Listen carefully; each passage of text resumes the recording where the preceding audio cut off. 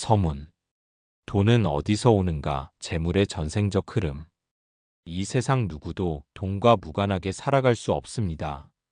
삶은 재물 위에 놓여 있고 그 재물이 삶을 무너뜨리기도 합니다. 그래서 많은 이들은 돈을 좇으며 살아갑니다. 부자가 되고 싶어 하고 가난을 두려워하며 돈으로 인생의 가치를 판단하려 듭니다. 그런데 누구는 아무리 애써도 늘 손에 쥐어지지 않는 인생을 살고 또 누구는 큰 노력 없이도 돈이 흘러들어오는 삶을 살아갑니다. 이 차이는 어디에서 비롯된 것일까요? 이 차이가 단지 노력과 환경의 문제일까요? 부처님께서는 재물조차도 전생의 업에 따라 다르게 흘러온다고 설하셨습니다. 재물에는 업이 깃들어 있습니다. 누군가는 전생에 큰 보시를 실천하여 복의 열매로 재물을 얻고 누군가는 탐욕과 남의 재물을 훔친 업으로 인해 가난하게 태어납니다. 이것이 부처님께서 말씀하신 업보의 과보입니다. 우리는 지금 돈을 쓰지만 그 돈은 전생의 나로부터 온 결과물입니다. 경전에 보면 이런 말씀이 있습니다. 전생에 지은 인연 따라 복이 오며 복을 지은 자는 빈손으로도 웃는다. 이 말은 단순히 형식적인 보시만이 아닌 어떤 마음으로 재물을 대했는가가 미래의 삶에 어떤 형상으로 나타나는지를 설명하는 법문입니다. 보시란 단지 주는 행위가 아니라 욕심 없이 나누는 마음의 실천입니다. 그 마음이 복을 짓고 그 복이 인생을 만듭니다. 그런 복이 있는 돈은 나에게 기쁨을 주고 남에게도 덕을 베풉니다.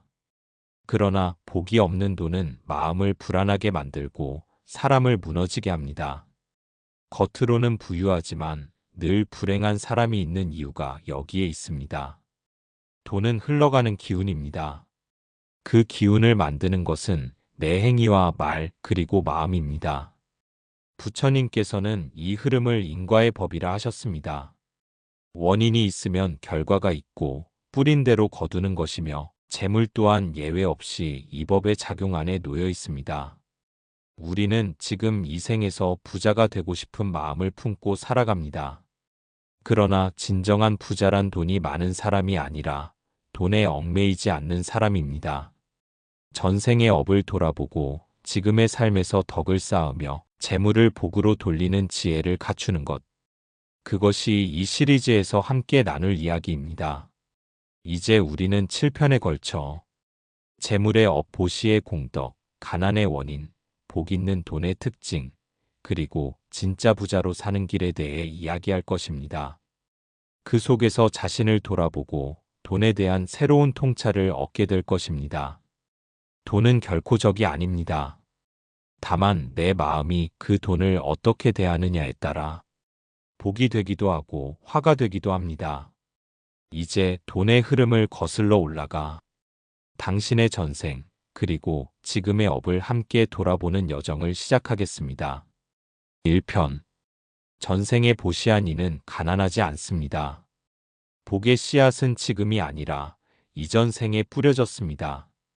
우리가 돈을 이야기할 때 가장 먼저 떠오르는 것은 노력이라는 단어입니다. 더 많이 노력한 사람이 더 많은 돈을 가져야 한다는 믿음이 사회 전반에 퍼져 있습니다. 그렇기에 가난한 이들은 스스로를 탓하고 부유한 이들은 당연하다는 듯 누립니다. 그러나 부처님께서는 전혀 다른 가르침을 전하셨습니다.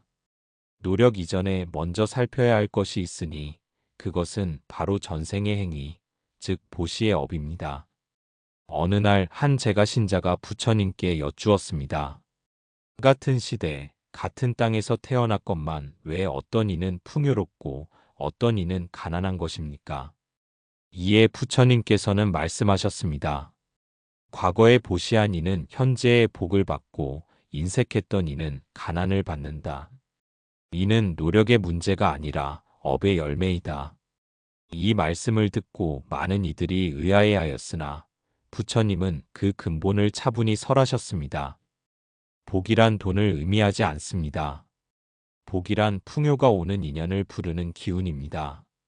그 기운이 전생의 보시로부터 만들어지며 보시를 실천한 사람은 다음 생에 재물의 그릇을 가지고 태어납니다.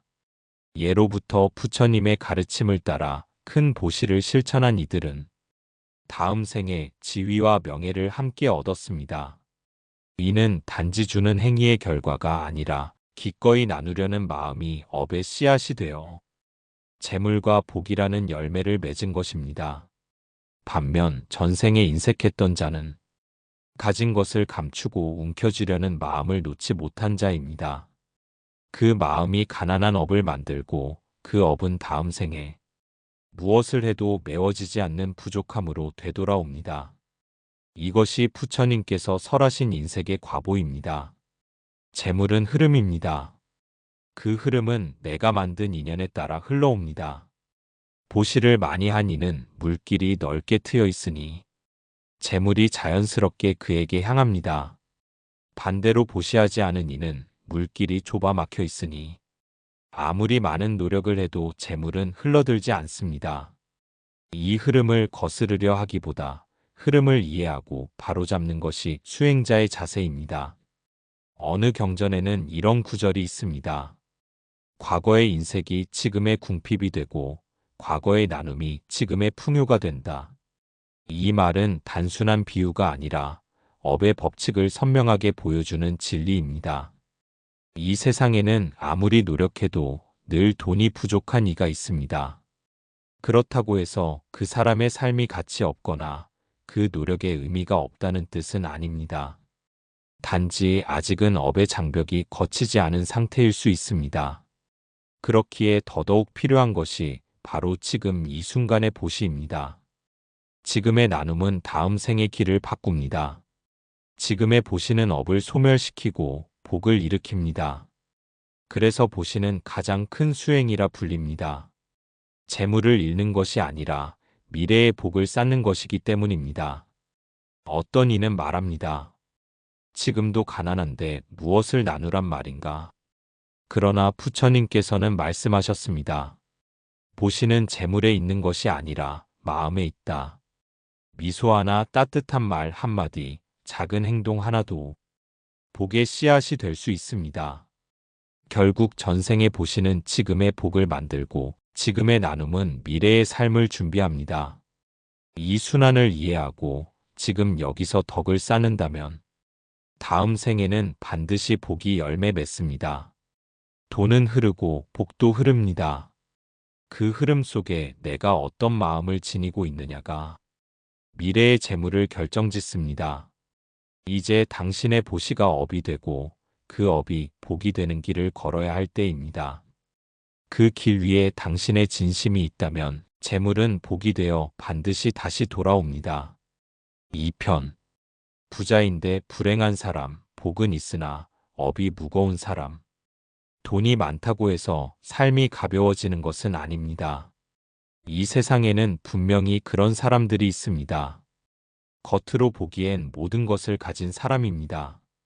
큰 집에 살고 좋은 차를 타며 원하는 것을 손쉽게 얻습니다. 모두가 부러워하는 삶 같아 보이지만 그들의 마음 안에는 묵직한 어둠이 깃들어 있습니다. 불안과 외로움, 이유 없는 공허함이 끊임없이 밀려옵니다. 왜 부자인데도 행복하지 못할까요? 왜 돈이 있는데도 마음은 늘 허전할까요? 부처님께서는 이런 사람들을 가리켜 복은 있으나 업이 무거운 이라고 하셨습니다. 즉 전생의 보시의 업은 쌓았기에 재물이라는 결과는 받았지만 동시에 탐욕, 교만, 분노 같은 무거운 업장도 함께 짚고 떠난 이들입니다. 그 업이 지금 생에 와서 복은 남아 부자로 태어났지만 마음속에는 여전히 씻기지 않은 무거운 감정과 괴로움이 남아있는 것입니다. 어느 날 부처님께 한 부유한 장자가 찾아왔습니다. 그는 말했습니다. 세존이시여, 저는 가진 것이 많습니다. 누구보다 넉넉하고 부유하게 살지만 밤이면 잠이 오지 않습니다. 남들이 웃을 때 저는 걱정이 앞서고 모든 일이 잘 돼도 마음이 불안합니다. 그때 부처님께서는 고요히 미소 지으시며 말씀하셨습니다. 그대는 복은 받았으나 아직 업을 닦지 않았도다. 이 말은 많은 것을 시사합니다. 재물은 단지 보시의 과보이지 마음의 평화까지 함께 주는 것은 아닙니다. 복은 밖으로 보이고 업은 안에서 움직입니다. 복은 나를 돋보이게 만들지만 업은 나를 무너지게도 만듭니다. 지금 이 순간에도 화려한 집 안에서 눈물 흘리는 사람이 있습니다. 돈으로 모든 것을 살 수 있다고 믿었던 사람은 가장 중요한 것을 놓치고 살아온 자신을 어느 날 깨닫게 됩니다. 그것은 바로 마음의 수행입니다. 부처님께서 말씀하셨습니다. 재물은 보시로 얻고 평화는 수행으로 얻는다. 즉, 보시만으로는 삶이 온전하지 않습니다. 복은 몸을 편안하게 하되 마음까지 평온하게 하지 못합니다. 마음의 평화는 오직 탐욕을 끊고 욕망을 내려놓는 수행에서 비롯됩니다. 어떤 사람은 이런 질문을 합니다. 전생에 복을 지었는데 왜 지금이 이토록 고통스럽습니까? 그 이유는 간단합니다. 복은 남아있지만 업은 아직 남아있기 때문입니다.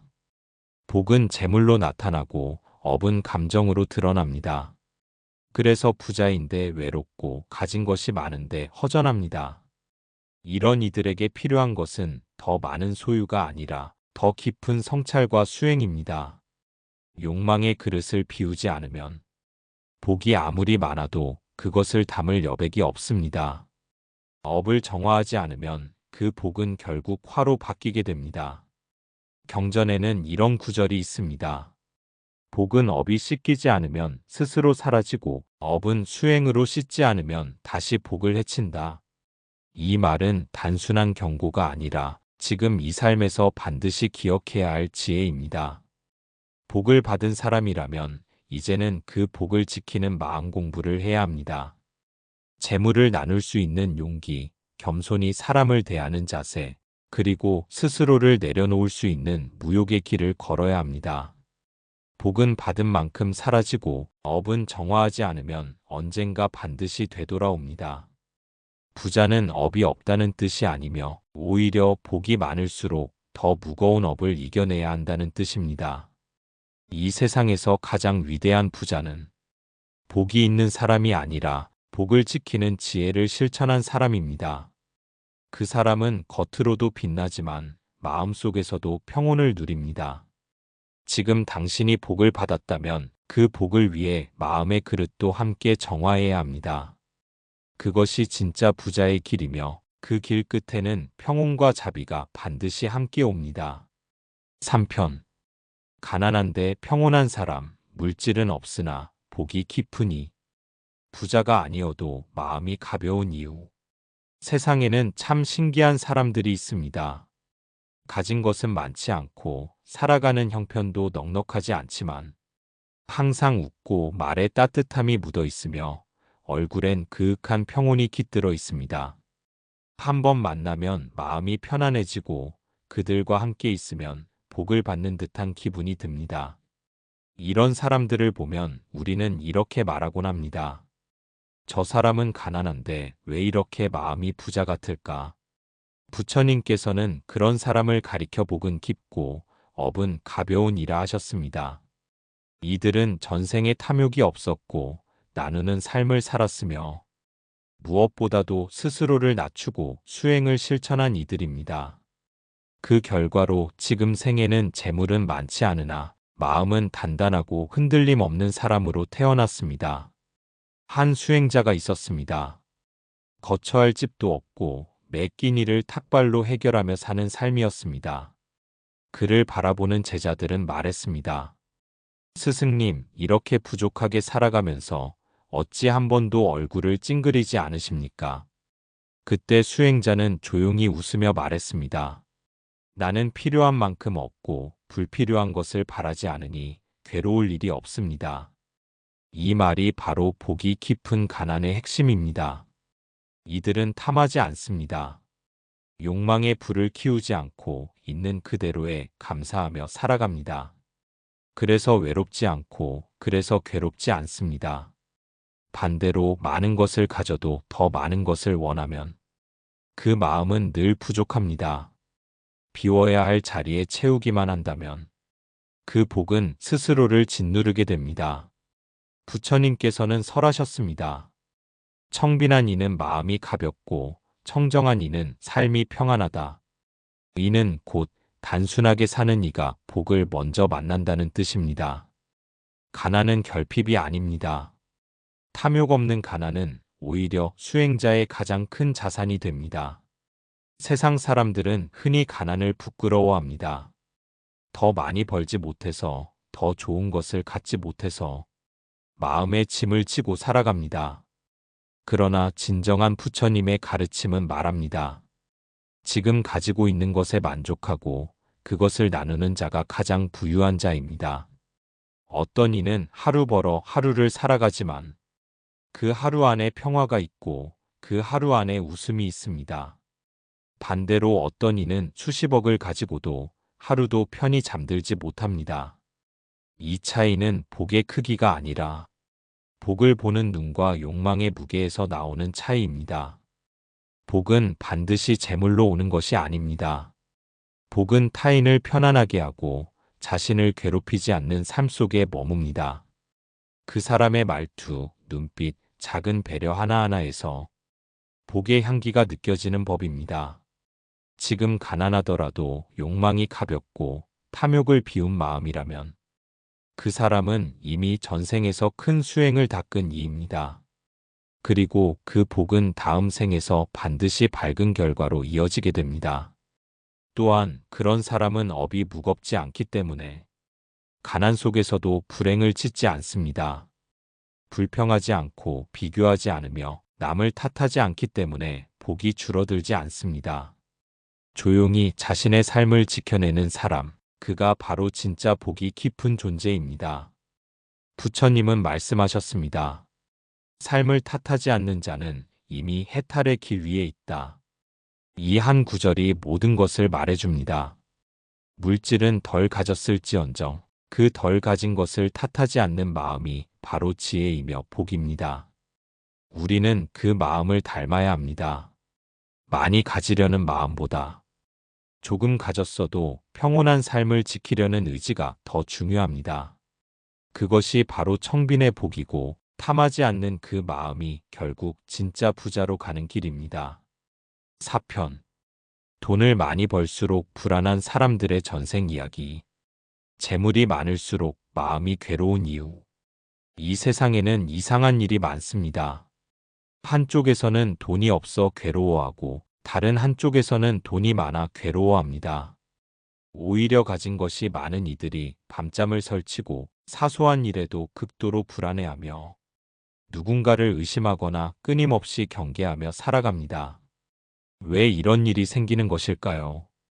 부처님께서는 이와 같은 이들의 전생을 설명하셨습니다. 그들은 전생에 복은 지었지만 수행은 부족했던 사람들입니다. 재물은 남겼으나 마음을 닦지 않았고 나눔은 실천했지만 탐욕을 놓지 못했습니다. 그 결과 이 생에서 재물은 많은데 평온하지 않은 삶을 살게 된 것입니다.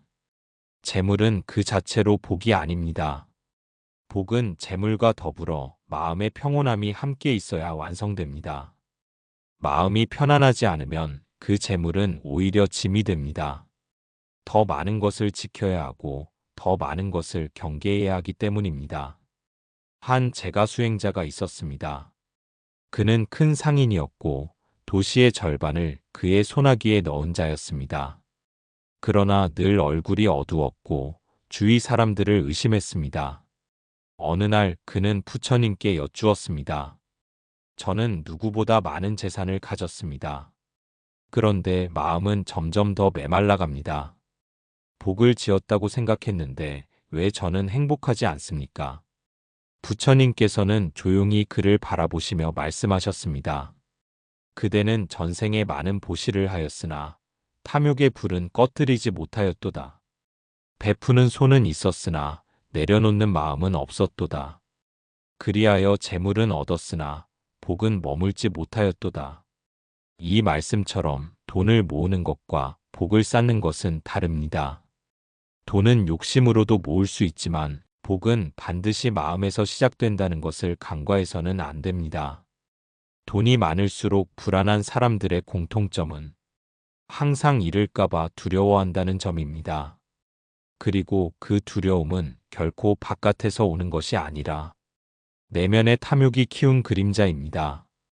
부처님께서는 탐욕의 4가지 그림자를 설하셨습니다. 첫째는 더 가지려는 욕망입니다. 둘째는 지키려는 두려움입니다. 셋째는 비교로 인한 괴로움입니다. 넷째는 잃을 때 생기는 분노입니다.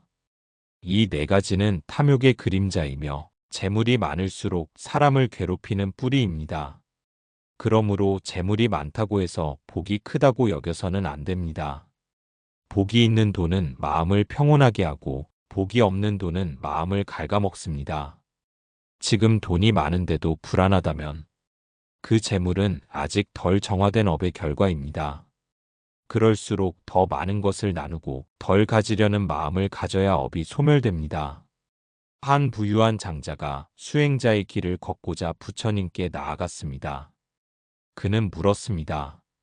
어떻게 하면 이 재물을 복으로 바꿀 수 있겠습니까? 부처님께서는 말없이 탁발 그릇 하나를 내미셨습니다. 장자는 조용히 자신의 금을 그 그릇에 담았습니다. 그 순간 그는 처음으로 눈물을 흘렸습니다. 그 눈물은 잃는 것이 아니라 비로소 내려놓는 기쁨이었습니다. 그렇습니다. 많은 돈이 중요한 것이 아니라 그 돈을 어떤 마음으로 바라보는지가 중요합니다. 탐욕으로 쌓은 돈은 반드시 다시 흩어지고 나눔과 자비로 쌓은 돈은 다음 생까지도 복을 이룹니다. 불안한 재물의 삶을 멈추려면 더 가지려는 마음보다 더 나누려는 마음이 먼저여야 합니다.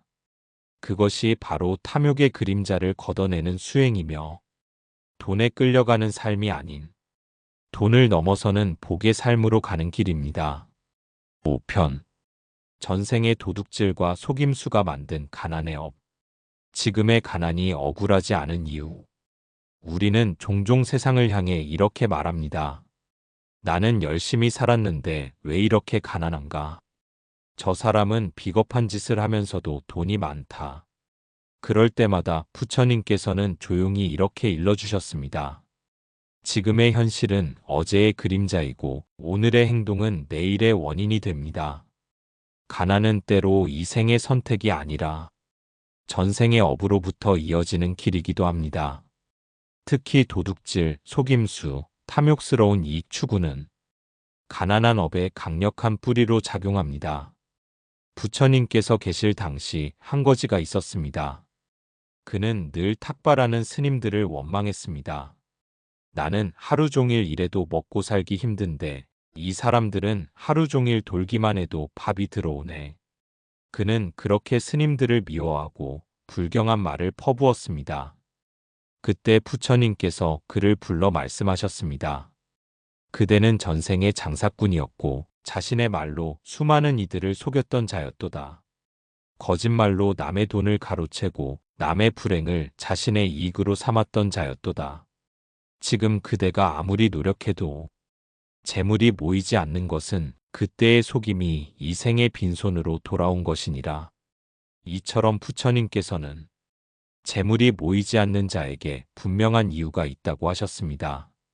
속임은 단지 순간의 일이 아니며 그 행위는 마음에 남아 업으로 다시 돌아옵니다. 도둑질과 속임수는 겉으로는 눈치채지 못할지라도 하늘이 알고 인연이 알고 업이 압니다. 그래서 이 생에서는 겉으로 아무 일 없이 지나가는 것 같지만 그 씨앗은 다음 생에서 반드시 열매를 맺게 됩니다. 또한 속임의 업은 단지 가난으로만 오는 것이 아닙니다. 사람을 속인 자는 결국 사람을 잃고 돈을 속여 얻은 자는 결국 돈으로 고통을 겪습니다.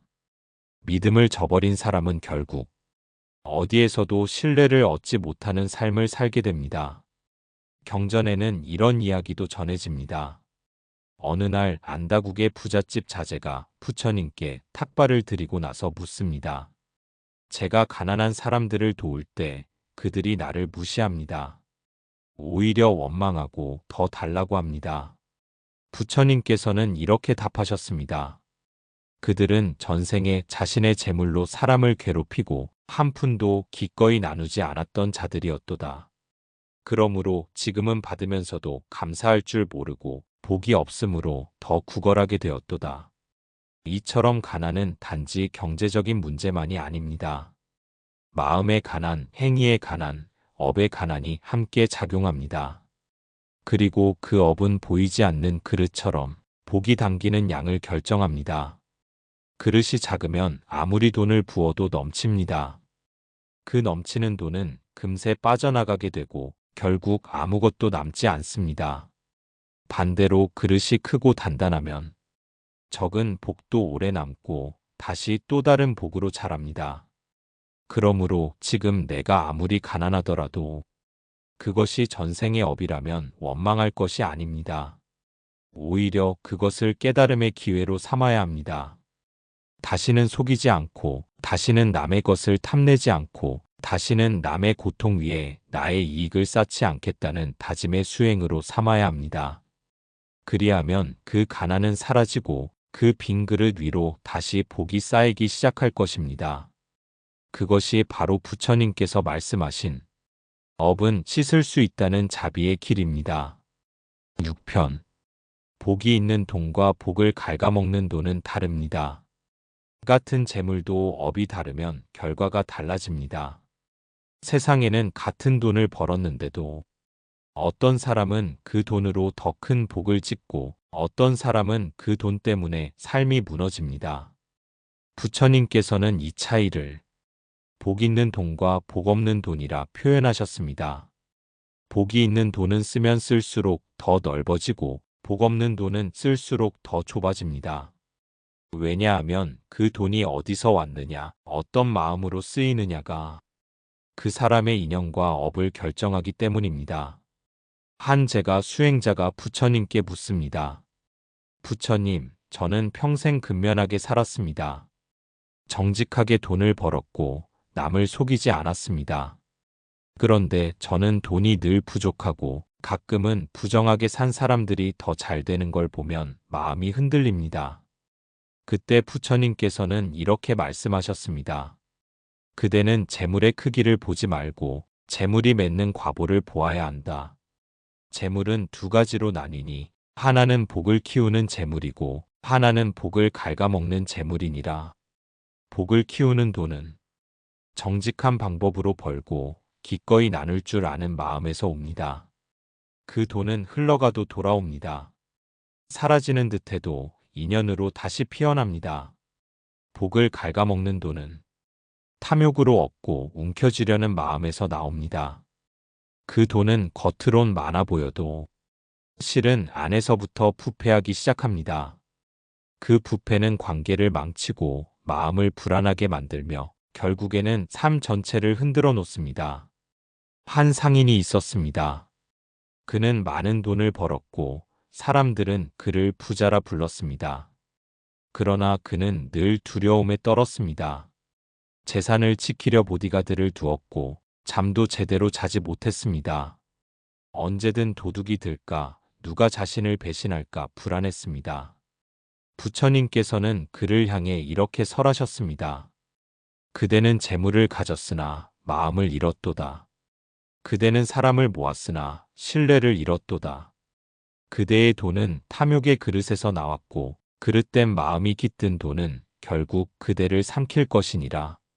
진짜 복이 있는 돈은 사람을 살리고 마음을 편안하게 하며 인연을 맺게 합니다. 그런 돈은 그 사람의 삶을 확장시키고 오히려 세상에 덕을 남깁니다. 복 없는 돈은 마음을 좁게 만들고 사람을 경쟁자로 만들며 결국 자신을 고립시킵니다. 돈이 문제가 아닙니다. 그 돈을 어떻게 얻었고 어떤 마음으로 쓰고 있느냐가 문제입니다.